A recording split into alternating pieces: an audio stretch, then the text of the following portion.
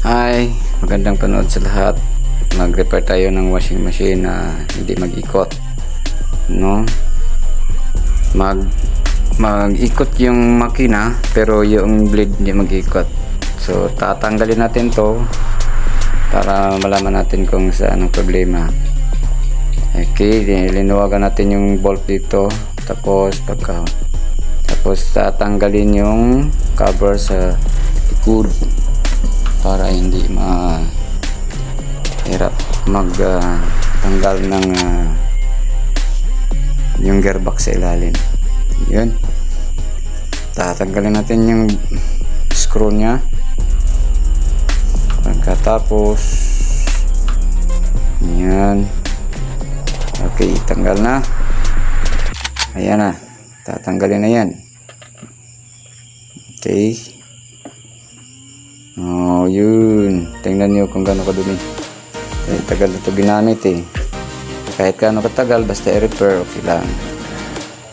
Palitan ng bago na pisa. Okay, yan ang gearbox.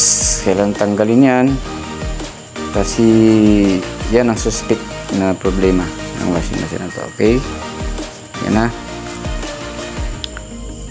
Kung may problema kayo na katulad nito, ito lang, diretso na kayo magtanggal, palit na.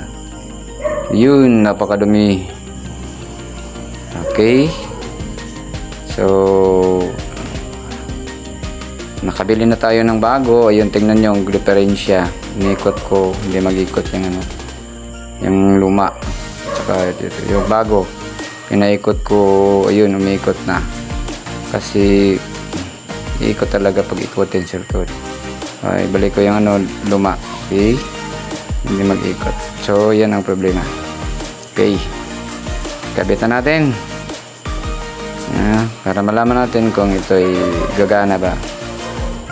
Okay, sa lahat na nanonood, share naman nyo.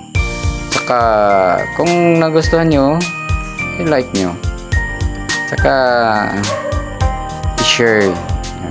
Once again, yan na, kabit na natin para malaman natin kung ito ay gagana ba. Pero pinaka 100% yan kasi tinestingan na natin actual.